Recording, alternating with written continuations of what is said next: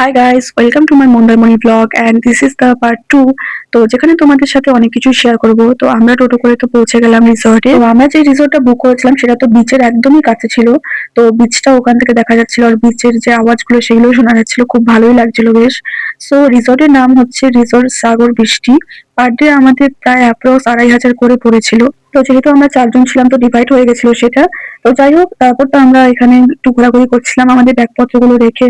দেন চারিপাশটা একটুখানি দেখছিলাম, এখানে খুব সুন্দর একটা পার্কও আছে যেখানে আমরা খুবই এনজয় করছিলাম। দেন আমরা একটু পুলের সামনে গেলাম, একটুখানি ভিডিওস করলাম আর একটুখানি ফটো তুললাম। তো জায়গাটা তো বেশ ভালোই লাগছিল আর আমরা এত সকালে পৌঁছে গেছিলাম যে আমাদের রিসেপশন ওপেন হয়নি, তাই আমরা তো কিছুক্ষণ পার্কেই বসেছিলাম। এখানে বেশি মজা আসছে।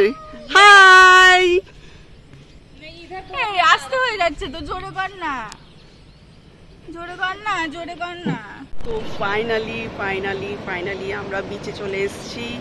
আর জাস্ট ভিউটা দেখো। তো সকাল 5:30 বাজে, জাস্ট ভিউটা দেখো।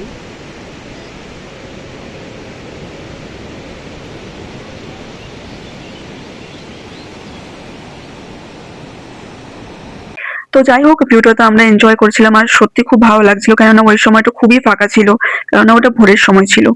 আর এইসব মোমেন্ট গুলো অবশ্যই লাইফে বারবার আসে না। সমুদ্র, ভোরের মুহূর্ত, যেগুলো ব্যস্ত লাইফের মাঝে একটু আধটু সবারই দরকার হয়। আর দীঘার মতো মন্দারমণিতে অত ক্রাউডেড প্লেস নয়, এখানে যথেষ্ট ফাঁকাই থাকে, কেননা এখানে সেরকম কিছু নেই বলতে দেখার জন্য। এখানে মেনলি সবাই চিল করতে আসে, সো আমরাও চিল করতে গিয়েছিলাম।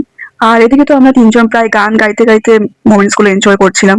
তো আর আমির সাথে এখানে ছবি তুলতেই ব্যস্ত ছিল। তো যাই হোক, এভাবেই শুরু হলো আমাদের মন্দারমণি ট্রিপ। আর আমার ভিডিও যদি ভালো লাগে তাহলে অবশ্যই কমেন্ট করে জানাবে, and also subscribe my channel and see you in my next vlog. Bye.